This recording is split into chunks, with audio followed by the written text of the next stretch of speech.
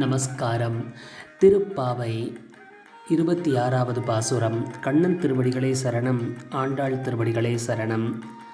மாலே மணிவண்ணா மார்கழி நீராடுவான் மேலையார் செய்வனகள் வேண்டுவன கேட்டியேல் ஞாலத்தையெல்லாம் நடுங்க முரல்வன பாலன்ன வண்ணத்துன் பாஞ்சஜன்யமே போல்வன சங்கங்கள் பொய்பாடுடையனவே சாலப் பெரும் பறையே பல்லாண்டிசைப்பாரே கோல விளக்கே கொடியே விதானமே ஆலில் நிலையாய் அருளேலோர் எம்பாவாய். இந்த பாடலின் பொருள்: கண்ணனிடம் ஆண்டாள் அவனை எழுப்பிய பிறகு அவள் பாவை நோன்பை நல்லபடியாக நடத்துவதற்கு சில பொருட்களை வேண்டுகிறாள். அவள் சொல்கிறாள், மாலே மணிவண்ணா மார்கழி நீராடுவான் மேலையார் செய்வனகள் வேண்டுவன கேட்டியேல். இந்த மார்கழி நோன்பை நாங்கள் அனுஷ்டிக்கிறோம். இதை அனுஷ்டிக்கும் நாங்கள் உன் வீட்டிற்கு வந்துவிட்டோம், உன்னை எழுப்பிவிட்டோம். மேற்படி நாங்கள் என்ன செய்கிறோம் என்றால், என்ன செய்ய வேண்டும் என்றால், ஞாலத்தையெல்லாம் நடுங்க முரல்வன. ஞாலம் என்றால் உலகம். உலகத்தையெல்லாம், இந்த பிரபஞ்சத்தையே நடுங்கும் அளவிற்கு ஒலி எழுப்பக்கூடிய பாலன்ன வண்ணத்துன் பாஞ்சஜன்யமே. நாராயணன் கண்ணன் கையில் வைத்திருக்கும் சங்கின் பெயர் பாஞ்சஜன்யம். இந்த பாஞ்சஜன்யம் வெள்ளை நிறத்தில் இருப்பதால் ஆண்டாள் அதை பாலன்ன வண்ணத்துன் பாஞ்சஜன்யமே என்று சொல்லுகிறாள்.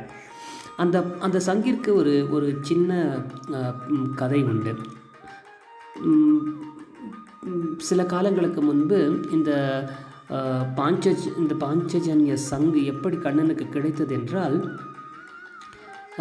பஞ்சகன் என்ற ஒரு அசுரன் சாந்திபனி என்ற ஒரு முனிவரின் மகனை கொன்றுவிட, கண்ணன் இது தெரியாமல் அந்த சாந்திப முனிவரிடம் சிஷ்யனாக சேர, அவர் எல்லா வித்தைகளையும் கற்றுக் கொடுத்த பிறகு அவர் குரு தட்சிணையாக அந்த அசுரனை கொல்ல வேண்டும் என்று கேட்கிறார். அந்த குரு தட்சிணையை நிறைவேற்றுவதற்காக கண்ணன் கடலுக்கு அடியில் ஒளிந்து கொண்டிருந்த அந்த பஞ்சகன் என்ற அசுரனை கொன்று அவனை சங்காக மாற்றி அவனை வைத்து கொண்டார். அதனால்தான் அந்த பாஞ்சஜன்யம் எழுப்பும் ஒலி அசுரத்தனமான ஒலியாக இருக்கும். அதை குறிப்பிட்ட ஆண்டாள், அதை போன்ற போல்வன சங்கங்கள், அந்த சங்க இல்லை என்றாலும் அதை போன்ற மற்ற வலம்புரி சங்குகளை கொடுக்க வேண்டும். சால பெரும் பறையே, அவள் பாவை நோன்பை அனுஷ்டிப்பதற்கு தேவையான முரசை கொடுக்க வேண்டும்.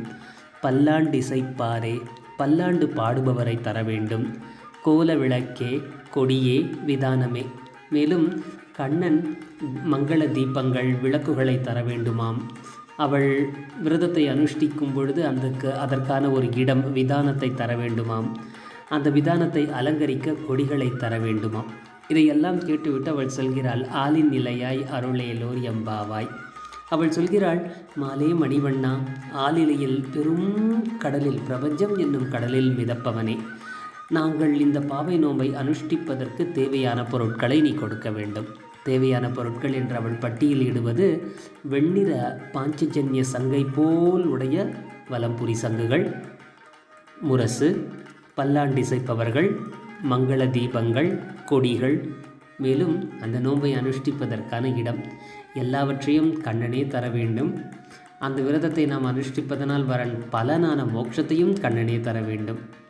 கண்ணனே எல்லாவற்றையும் கொடுத்து நம்மை நோன்பையும் அனுஷ்டிக்க வைத்து தன்னிடம் அவன் நம்மை இட்டுக்கொள்ளவும் வேண்டும். இதைத்தான் ஆண்டாள் சொல்லுகிறாள். இதுவும் ஒரு வகையில் சரணாகதியை போன்றதுதான்.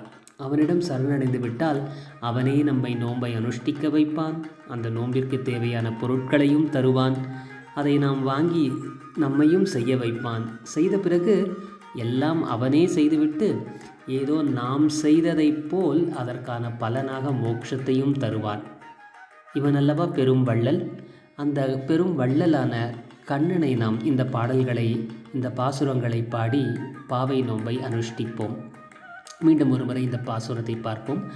மாலே மணிவண்ணா மார்கழி நீராடுவான் மேலையார் செய்வனகள் வேண்டுவன கேட்டியேல் ஞாலத்தையெல்லாம் நடுங்க முரல்வன பாலன்ன வண்ணத்துன் பாஞ்சஜன்யமே போல் வன சங்கங்கள் பொய்பாடுடையனவே சாலப் பெரும் பறையே பல்லாண்டிசைப்பாரே கோல விளக்கே கொடியே விதானமே ஆலில் இலையாய் அருளேலோர் எம்பாவாய்.